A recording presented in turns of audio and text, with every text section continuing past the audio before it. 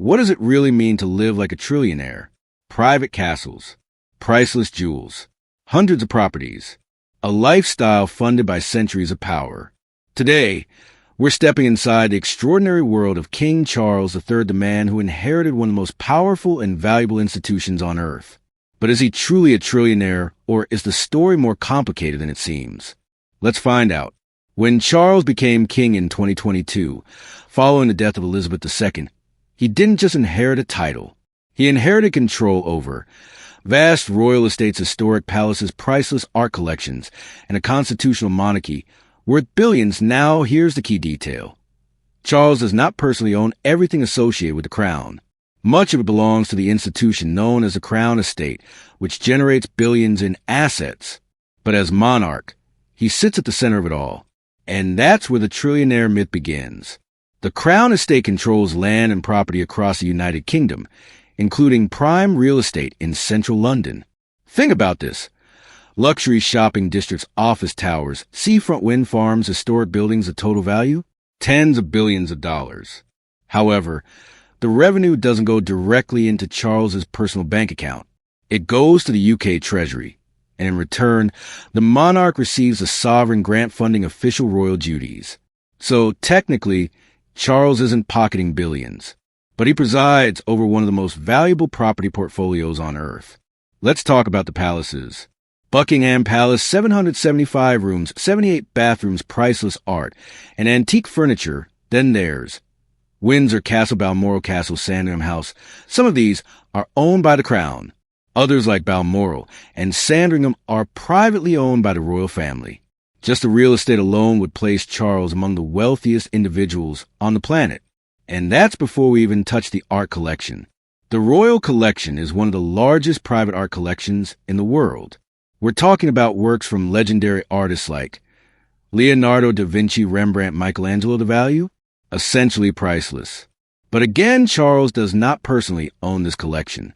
It is held in trust for the nation. Still, as monarch, he has access to one of the most extraordinary treasure vaults in history. It's wealth beyond imagination, even if it isn't technically his. So what does King Charles actually own? Before becoming king, Charles controlled the Duchy of Cornwall, a private estate, providing him with millions annually. After becoming monarch, he inherited the Duchy of Lancaster. Private investments, personal properties. Experts estimate his personal wealth to be in the hundreds of millions, not trillions.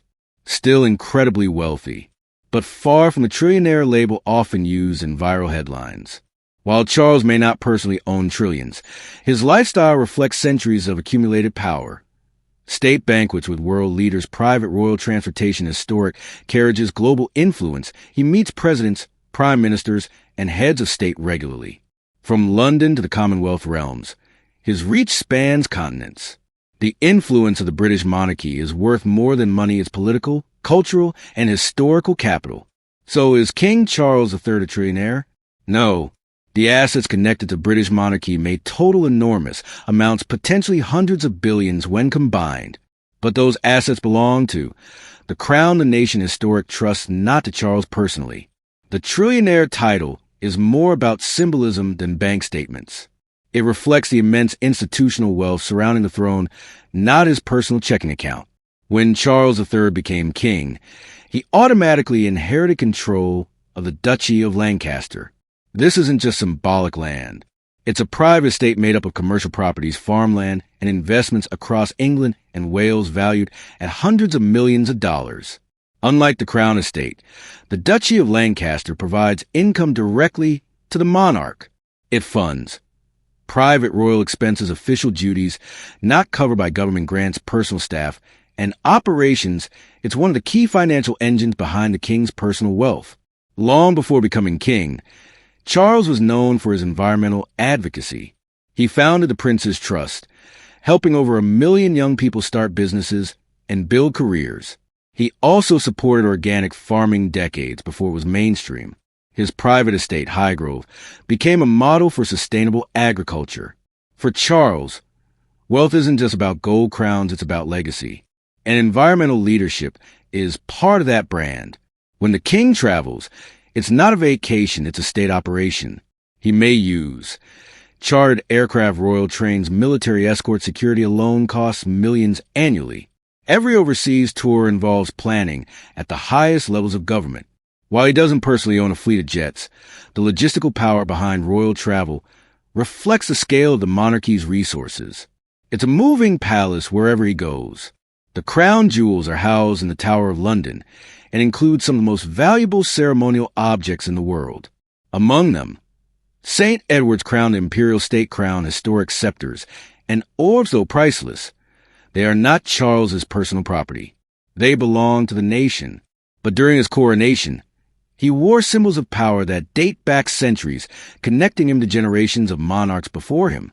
Few leaders in the world command that kind of historical continuity. Windsor Castle is not just a residence.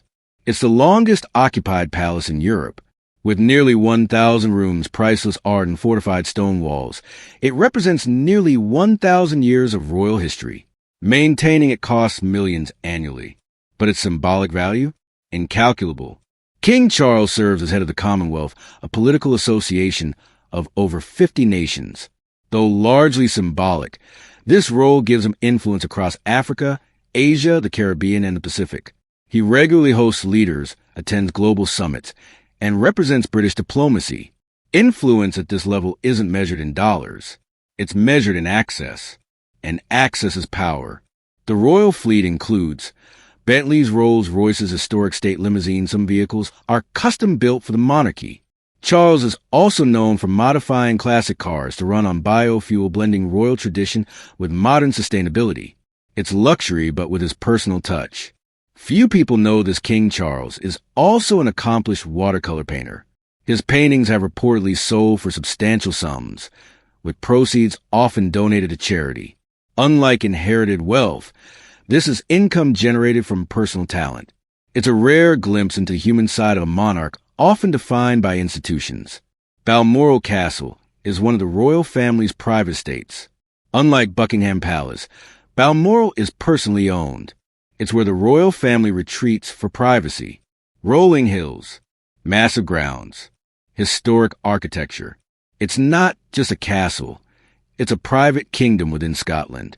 Each year, British taxpayers fund the monarchy through the sovereign grant. Supporters argue, so while King Charles III may not be the world's first trillionaire, he may be something even more powerful. The head of a centuries-old institution that represents unimaginable historic wealth. And that might be the ultimate legacy of royalty. If you enjoyed this deep dive into royal luxury and power, make sure to like, subscribe, and turn on notifications.